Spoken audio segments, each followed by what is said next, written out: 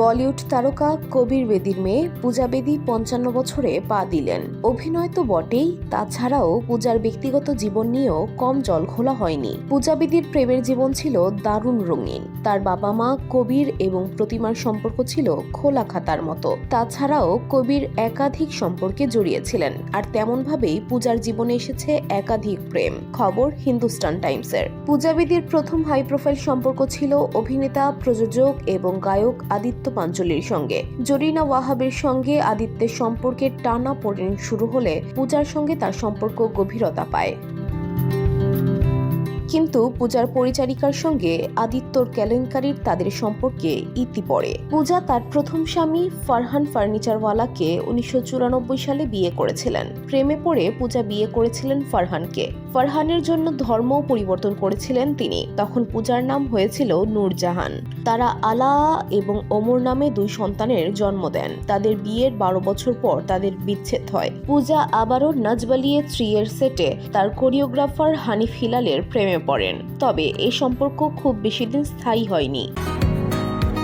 বসুন্ধরা, উত্তরা, বনশ্রী, কুড়িল ও বাড্ডা সহ রাজধানীর বিভিন্ন স্থানে অভিজাত ও অত্যাধুনিক মানের ফ্ল্যাট কেনার এক নির্ভরযোগ্য প্রতিষ্ঠান প্লেজেন্ট প্রপার্টিজ লিমিটেড। তাই আপনার স্বপ্নের আবাসনের জন্য আজই যোগাযোগ করুন। Pleasant properties limited, where destiny matches eventually.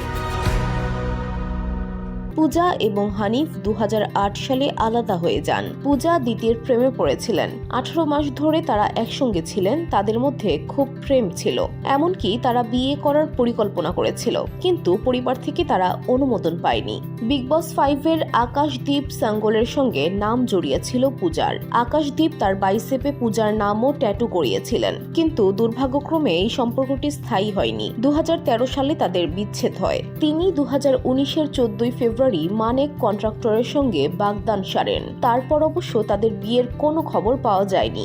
সম্পর্কের বিষয়ে কথা বলতে গিয়ে পূজা একবার অকপটে ভারতীয় গণমাধ্যমকে দেওয়া এক সাক্ষাৎকারে প্রেম এবং বিয়ে সম্পর্কে তার মতামত শেয়ার করেছিলেন। অভিনেত্রী তার বাবার উদাহরণ দিয়ে বলেছিলেন, জীবনের অভিজ্ঞতাগুলো আপনাকে আরো শক্তিশালী করে তুলবে, খারাপ করে দেবে না। একটা বিয়ে যদি কার্যকর না হয় তবে দ্বিতীয়টা হবে না এমন কোনো কথা নেই। আমার বাবা কবির বেদী 4 বার বিয়ে করেছেন। তিনি কিছু চমৎকার নারীকে বিয়ে করেছেন।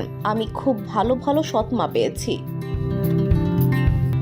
VOD Bangla news desk.